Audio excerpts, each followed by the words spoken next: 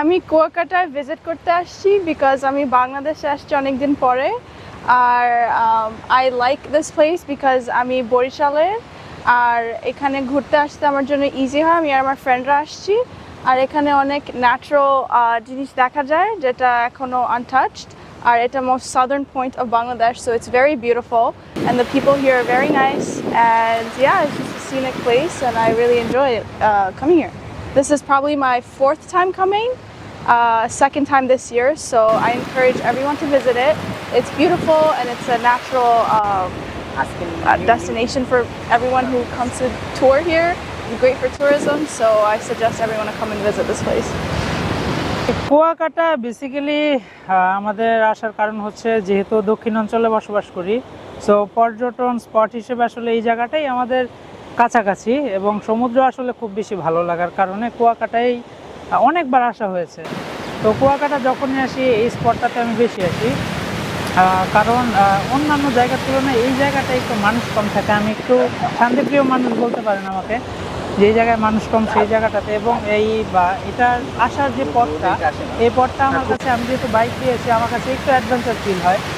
At the same time এই যে মাঝখানে যে ঝাউবনটা পড়ে, এটা দেখতে আসলে খুব সুন্দর লাগে। আর তাছাড়া এখন আমরা যেহেতু সোশ্যাল মিডিয়াতে একটা জায়গায় ঘুরতে আসলে ছবি আপলোড দিই, সো ঝাউবনে দেখা যায় যে ছবিগুলো তুললে ব্যাকগ্রাউন্ড ভিউটা খুব বেশি সুন্দর আসে। আর এইখানেও এখন যেহেতু ভিউটা খুব সুন্দর লাগতেছে, তাই এই কারণে এই জায়গাটাতে আসা। সো আমার খুব ভালো লেগেছে এই জায়গাটাতে এসে। আমি যতবারই কুয়াকাটায় আসি এই জায়গাটা মাস্ট ভিজিট করি আমি। একটু নীরব প্লাস সমুদ্রের যে ভিউ, এটা আসলে মনকে প্রশান্তি দেয় সত্যি কথা বলতে। তো আমার কুয়াকাটার যতগুলো স্পট আছে তার মধ্যে এইটা আমার ফেভারিট।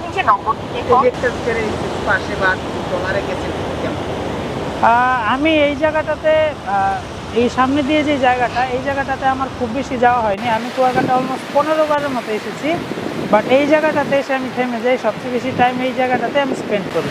তবে ভিতরের যে জায়গাগুলো আছে এগুলোতে আমি 2 বার গিয়েছি। ঘুরে আসার জন্য অবভিয়াসলি টুরিস্ট স্পট, যেহেতু যারা নতুন আসছে তাদের জন্য obviously must visit spot. But আমার জন্য যদি পার্সোনালি বলেন তাহলে এই জায়গাটাই আমার পার্সোনাল ফেভারিট। আমি এখানে আসছি মূলত ট্যুরের উদ্দেশ্যে। আমি আর আমার ভার্সিটির সিনিয়র ভাইয়া অ্যাডভেঞ্চার মূলত আমাদের কুয়াকাটা এর আগে অনেকবার আসা হয়েছে। কুয়াকাটার পরিবেশ বা যে সমুদ্র সব বিষয় ভালো লাগে, এই জন্যই আসা। হ্যাঁ, এর আগে এসেছি, এর আগে অনেকবার। হ্যাঁ, স্পটটা আসলে সূর্যোদয় সূর্যাস্ত যেহেতু একই স্থানে এবং সূর্যোদয়ের স্পট বলা এটা, তো এখানটা আসাটা মূলত এই জন্য যে ভালো লাগে যেটা জায়গাটা আমাদের। এটা হলো গঙ্গামতী লেক। এ জায়গা হলো কুয়াকাটার একটা অংশ, পূর্ব অংশ। এটা হলো সূর্য উদয়ের স্পট। এ জায়গা দিয়ে সূর্য দেখার মতোই একটা সৌন্দর্য, সেজন্যই সবাই আসে এ জায়গায়। শতে হাজার হাজার লোক আসে সকাল সূর্য উদয় দেখতে। এ জায়গায় খুব ভালো স্পট। পূর্ব দিকে অনেক গাছগাছরা অনেক কিছু আছে দেখার মতো। এদিকে মরা গাছটা অনেক একটা স্পট। লেকের ভিতরে অনেক পদের গাছ আছে, অনেক ছবি করার মতো, দেখার মতো অনেক পরিবেশ ভালো। তো এ জায়গায় সুন্দর পরিবেশ, সবাই এই দেখে আসে। আর আপনারাও আসবেন, হ্যাঁ দেখেন আপনারা আসে, আপনারা কেউ থাকবেন। যারা আসছে তারা এই জায়গায় সুন্দর আছে, আপনারাও আসেন দেখেন। জায়গায় আসবেন, আপনাদের আনন্দ ভালো লাগবে, খুব এনজয় করবেন, খুব আনন্দ পাবেন। আসেন আপনারাও, আপনাকেও আমরা অনুরোধ করবো আপনারা অন্য জায়গা না যেয়ে আপনারা এই লেকটা, গঙ্গামতী লেকটা দেখেন, আসেন দেখতে, সূর্যোদয় দেখতে আসেন, আপনাদের অনেক ভালো লাগবে।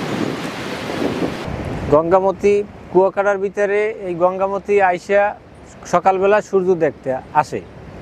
নিরিবিলের নিরাপত্তায় মানে তারা ঘুরিয়া সুন্দর মতো যাইতে পারে। নিরিবিলি জায়গা, এই গঙ্গামতী লেক আছে, সূর্যোদয়ের স্পট আছে।